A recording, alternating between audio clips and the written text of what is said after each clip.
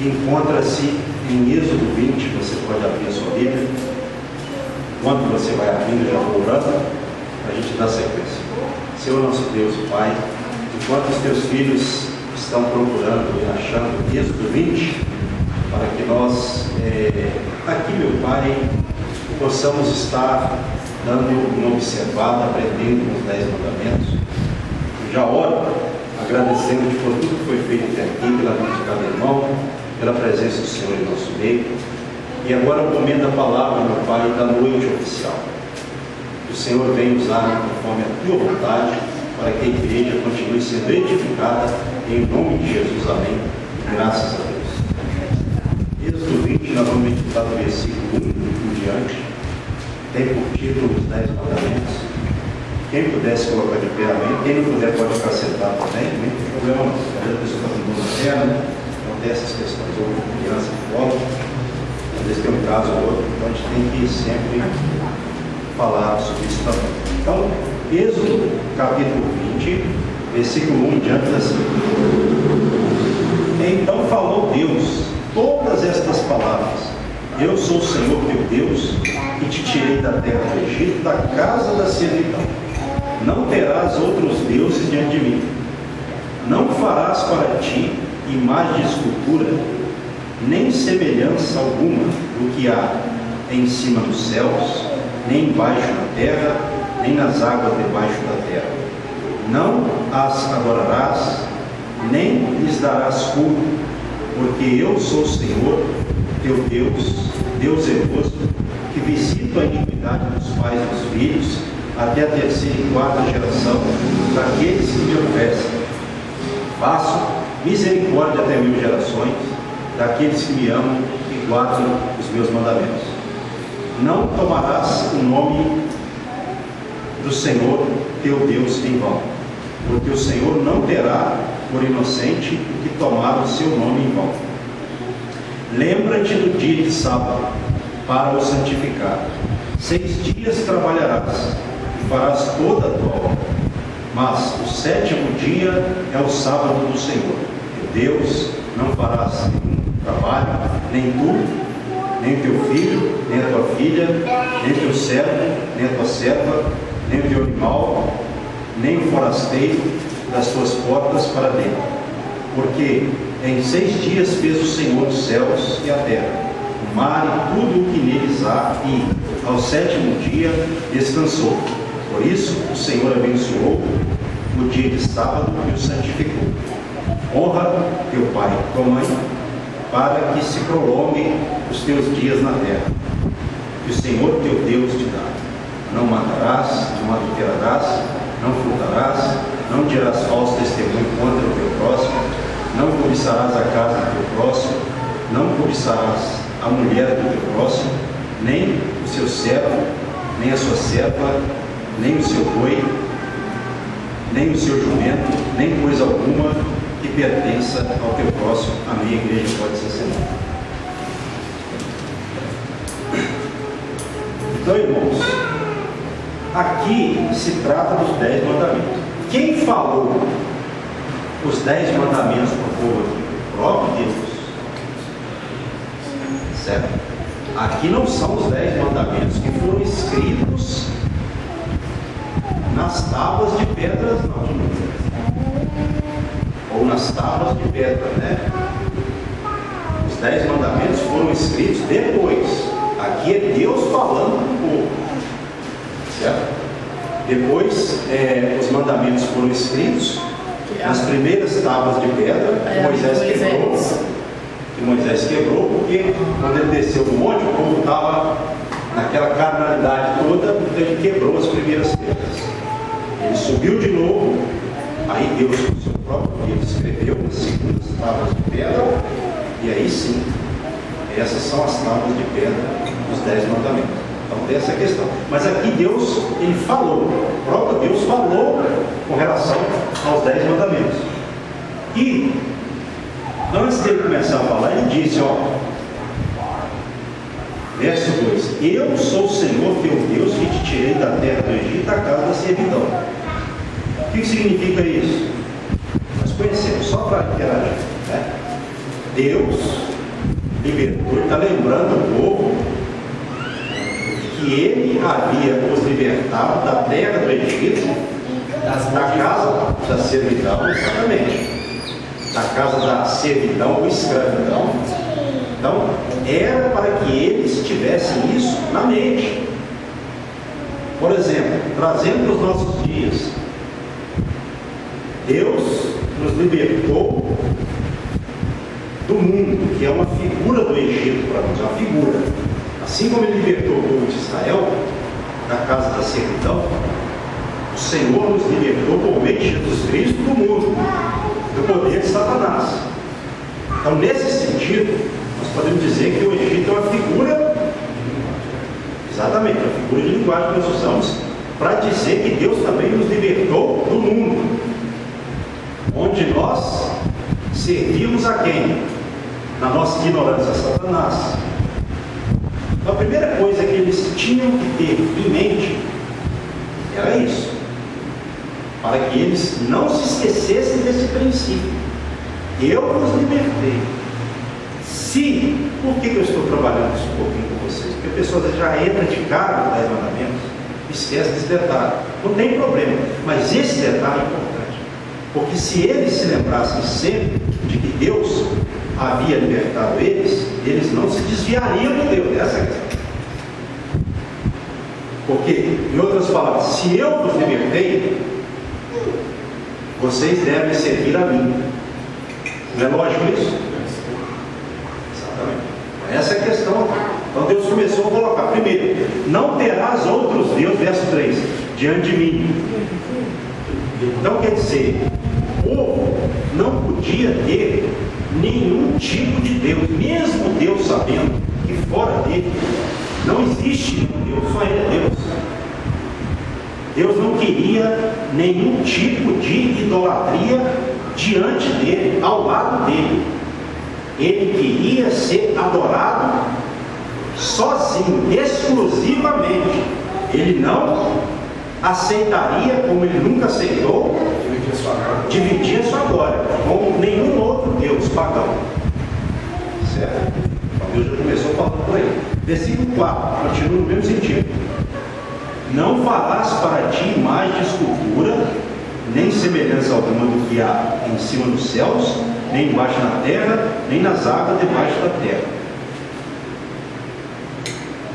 Imagem de escultura aqui, irmãos, é imagem esculpida. Então Deus falou para que o povo de Israel não fizesse isso. Algo que assemelhasse a ele, ou que igualasse a ele. Deus não queria, até porque não existe ninguém, nenhum Deus que pode igualar-se a ele. Então, ele estava deixando bem claro: vocês devem me adorar somente a mim. O povo de Israel tinha que servir apenas a Deus. Deixou bem claro. Olha só: não farás para ti imagem de escultura, nem semelhança alguma do que há em cima dos céus, nem embaixo na terra, nem nas águas debaixo da terra. Isso aqui, será que tem alguma relação, por exemplo? Se eu tirar uma foto de alguém, colocar num quadro da minha família, ou dos meus filhos, alguma coisa assim, será que isso tem alguma relação? Não tem. Tá? A gente tem que vigiar. Fazer imagem aqui é no sentido de servir a imagem. Por exemplo, se você vê aqui no verso 5, verso 5, acompanhe comigo. Não as adorarás, nem lhes darás culto. O que é adorar e dar culto? Essas duas palavras, adorar e dar culto, nós podemos dizer que essas duas palavras têm um significado: servir. Então essa é a questão, não tem nada a ver com uma foto, por exemplo, de um pai, de uma mãe, ou uma foto de uma pessoa que você coloca no retrato da sua casa, né? Ou num retrato aí na estante da sua casa, alguma coisa assim. Isso não tem nada a ver. Fazer imagem é no sentido de servir. Mas é diferente. Venerar. que uma pessoa ou outra tenha um pôster enorme de um ator famoso, de um cantor, por exemplo, um Elvis Presley que é da vida, que se veste como ele, né? Tem isso. É isso aí, irmãos, já é orientado a não fazer. Porque, assim, a pessoa corre um grande risco de cair em idolatria. Porque, por exemplo, olha só, isso que a gente tem que separar uma coisa da outra. A gente está conversando aqui de aprender. Se a pessoa coloca lá um pôster, um banner, um jogador, qualquer um cantor famoso, uma estrela do mundo aí já é complicado, aí já é idolatria, já entra no contexto. Por quê? Porque normalmente quem faz isso, a gente sabe que serve, adora, no sentido de servir aquela pessoa. Quantas pessoas, por exemplo, são fãs de algumas pessoas do mundo artístico e tem assim tudo da pessoa. Você vê que elas servem a essas pessoas, elas acompanham essas pessoas, seguem essas pessoas famosas, e isso acaba tornando-se uma prestação de culto, numa adoração. Como se eu estiver errado, né? Não. Assim, não tem como adorar dois senhores, jamais. Exatamente, é isso aí. Jesus disse lá na frente: Deus, ele não aceita ser adorado juntamente com o outro. Não, ele não divide a glória dele. Exatamente, Jesus deixou isso claro. Para alguém que de repente fale assim: ah, não, mas isso é coisa do Antigo Testamento. Não, isso é princípio. Se Deus nunca quis isso é um princípio moral e espiritual. Nesse sentido nunca muda, não tem Antigo Testamento nem Novo.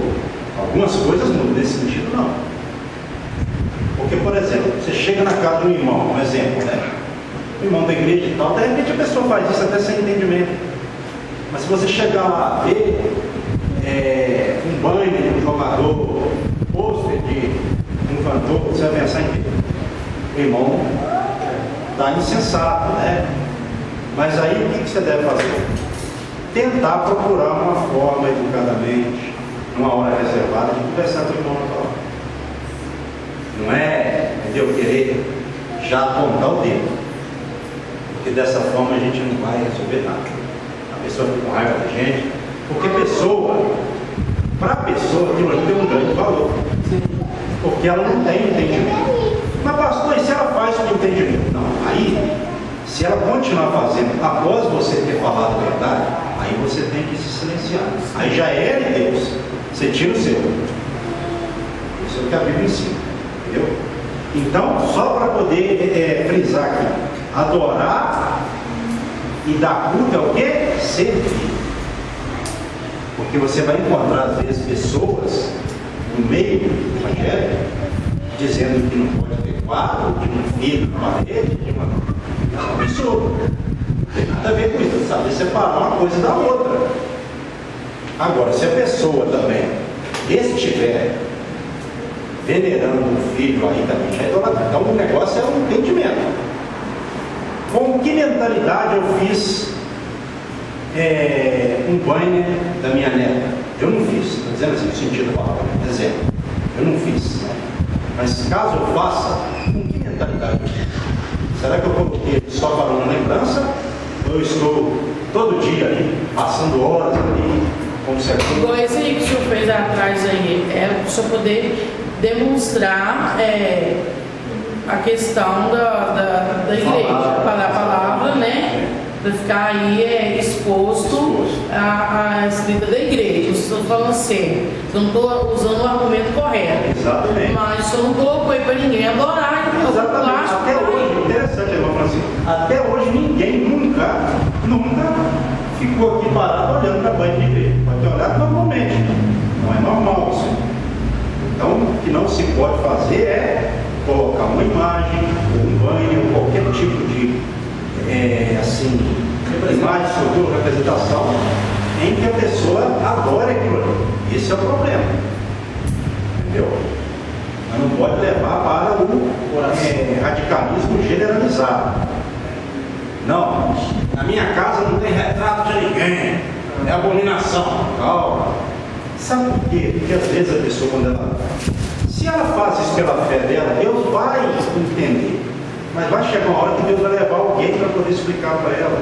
Porque às vezes a pessoa está abrindo mão de uma coisa que Deus permitiu antes. Vou falar uma coisa que o senhor tem uns que a gente explica, mas tem uns que é só remédio, só Jesus. Mas tem uns que nem o próprio Jesus consegue. Aí exatamente. Tem que esperar dar volta o negócio. Deixar para lá, a gente já falou, né? Porque é aquele negócio. O próprio Jesus disse para os discípulos, né? Para que eles pregassem. Se eles chegassem a algum lugar e eles fossem recebidos, eles iam pregar e ensinar. Se eles não fossem recebidos, sacudir o pó dos pés, em sinal de juízo sobre aquele lugar, e vai para outro lado. Não é assim, porque o Evangelho não pode ser empurrado à força, e nem ficar a pessoa forçando o outro a aceitar. Aí o inimigo até trabalha ainda, é carne, não é espírito. Você tem que procurar ensinar, fazer sua parte. O Espírito Santo vai falar o coração da pessoa se ela der lugar. Entendeu? Tem lá uma palavra que fala que não é por força nem por violência, pelo Espírito. Exatamente. Boa palavra aí, boa lembrança daí. Então, vamos continuar no versículo 5. Depois de culto aí, ó. Porque eu sou o Senhor, teu Deus, depois de darás culto. Deus zeloso. O que significa essa palavra zeloso? Cuidado. Que visito a iniquidade dos pais e dos filhos até a terceira e quarta geração daqueles que me aborrecem. E faço, verso 6, misericórdia até 1000 gerações daqueles que me amam e guardam os meus mandamentos. Então zeloso significa, a irmã falou aí, cuidadoso. Esse zeloso aqui é no sentido de Deus da gente. Exatamente. Amoroso, O misericordioso. ciúme dele é justamente dele não querer, aí voltamos ao argumento que nós falamos agora há pouco, dele não querer adoração a ele e nenhum outro Deus. Ele é zeloso nessa questão. Ele quer um povo para adorá-lo de forma zelosa, né? E ele também é zeloso. Se Deus é zeloso, nós também temos que ser zelosos. Essa é a questão. Se Deus não permite ser adorado juntamente com a outra imagem, outro Deus, nós também não podemos adorar Deus de uma outra forma diferente da palavra. Então o povo de Deus nesse sentido é o quê? Exclusivo. Por isso que às vezes você vê, nem todo mundo recebe um cristão realmente, e procura pregar a palavra, procura, né? Ninguém é perfeito, a gente procura. Ele não vai ser aceito por todas as pessoas. Certo? Porque às vezes você está pregando a palavra, a pessoa acha que você está querendo afrontar ela. Não é. O que liberta? A palavra. Se a pessoa der lugar. Por isso que a gente procura levar a palavra. A palavra tem um efeito libertar. Eu não, eu só prego. Quem tem poder é falar. Se eu pregar a palavra, o Espírito Santo age na palavra espiritual de Deus no coração da pessoa, se ela abrir o coração. Então Deus é zeloso nesse sentido. Por isso que nós não podemos servir a Deus de qualquer maneira. À medida em que nós vamos conhecendo a Deus pela palavra, nós temos que ter esse zelo, esse cuidado de não prestarmos a Deus uma adoração, um culto estranho. O que é um culto estranho? A pessoa diz que está cultuando a Deus, mas às vezes ela tem pecados ocultos que ela sabe o que eu estou falando, não na ignorância, sabendo. Então Deus não permite isso, a gente sabe. Jamais Deus vai permitir uma coisa dessa. Então o zelo é uma coisa assim para Deus essencial na vida cristã. Porque se Deus muda, pastor, era assim com Israel. Mas isso é princípio o quê? Moral e espiritual. Deus está falando da sua natureza, da sua essência e a santidade. Ele não muda. Se ele não gostava dessas coisas no passado, é porque na verdade ele nunca gostou dessas coisas. Essas coisas são abominações. E quantas pessoas hoje no mundo dizem: não, eu adoro só a Deus, mas às vezes tem uma imagem. em casa ou em qualquer outro local. Nem todas as pessoas que fazem isso, estou falando que são pessoas ruins, não. Aqui não é questão de ser ruim ou bom, aqui é palavra, que está certo ou errado. Então a pessoa, de repente, ela já ouviu. Vamos ser sinceros, quem é que não sabe hoje disso? Com esse leque de informações abertas. Todo mundo sabe. Agora, se a pessoa vai abrir mão daquela tradição religiosa, não é? Que ela foi criada nela, se ela vai se converter a Deus, porque o que é uma conversão? É quando Deus me fala acerca de algo que eu estou fazendo, que é contrário à vontade dele, e eu, naquele momento, eu estava fazendo aquilo de forma até ignorante, ou até relutando, mas aí Deus me falou de uma forma bem clara. Então, se eu sou uma pessoa temente a Deus, eu vou deixar aquela prática, porque não é uma questão de religião ou segmento religioso, não, é palavra de Deus. Deus vê as imagens do mundo nesse sentido, imagens que são adoradas, servidas, cultuadas, como uma abominação. Só Deus pode ser adorado, porque só Deus é Deus. As pessoas que oram a um santo ou a uma imagem qualquer, elas estão orando a um Deus ou a uma imagem que não pode fazer nada. Nós sabemos disso. Que tem olhos, mas não veem, ouvidos, mas não ouvem, boca, mas não falam, mãos, mas não apalpam, pés, mas não andam, e não tem espírito, não há alento, não há vida. E essas imagens, o Senhor diz que aqueles que adoram, que servem, que fazem, as pessoas que praticam isso, se tornarão iguais a essas imagens, sem vida, mortos espirituais, porque Deus é espírito e só aceita a adoração em espírito e verdade. Como uma pessoa vai adorar Deus se ela tem imagens? E aqui não é questão, como eu falei, de ser evangélico ou qualquer outro segmento, não. É a palavra. Deus nunca gostou disso. Aí você vai falar com a pessoa, não, mas não é bem desse jeito, não. A pessoa vai e quer inventar. Eu me deparo com pessoas que aí eu vou falando. Quando eu vejo que a pessoa não tem fé para deixar, aí eu, infelizmente, digo assim: ó, você crê que você está certo? Creio. Tem certeza? Então, continue fazendo o que você acha que está certo, e eu vou continuar crendo da maneira que eu aprendi. Não tem como fazer nada, não precisa brigar, mas tem que encerrar o assunto assim. A gente não pode deixar a pessoa sem falar a verdade.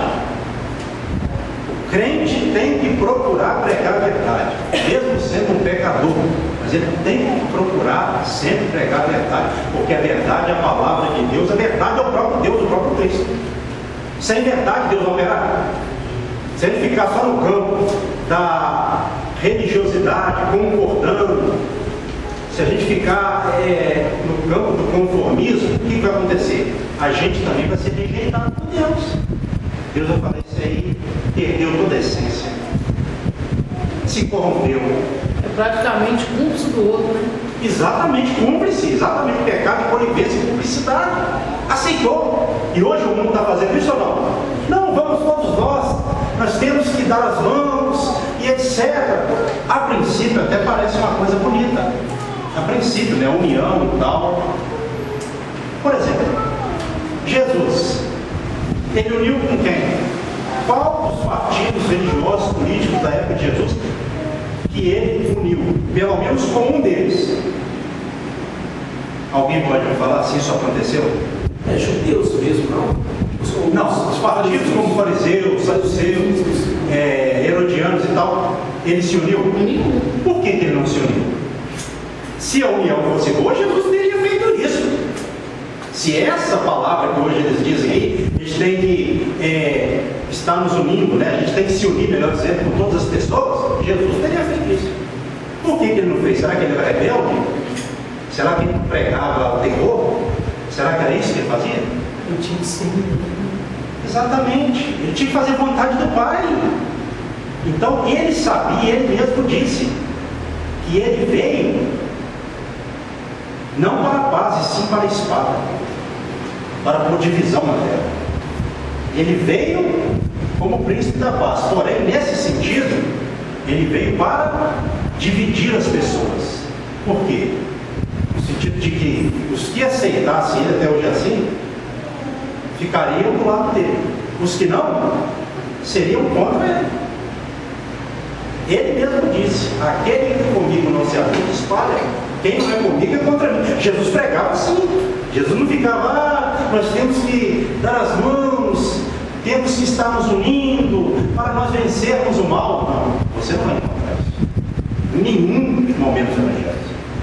Não é que Jesus ele instigou guerra, briga, não. É porque Jesus sabia que isso aconteceria, que ele viria como ele veio ao mundo para sofrer. Ele sofreu. E que pecado que ele cometeu? Nenhum. Isso é para a gente ver.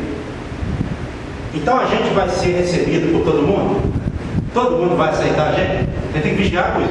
Não é questão que a gente vai brigar com as pessoas de maneira nenhuma. A gente tem que ser moderado, equilibrado, pacífico. Mas vai haver momentos de guerra. E quando acontecer, é preciso entender. Isso faz parte da questão. Porque o mundo quer que você pregue o evangelho de açúcar. Mas Jesus disse que nós somos o sal da terra e a luz do mundo. Se o sal se estragar, para nada mais presta, a não ser para ser lançado fora e pisado pelos homens. Jesus falou muito sobre muitas coisas que estão aqui, nos 10 mandamentos.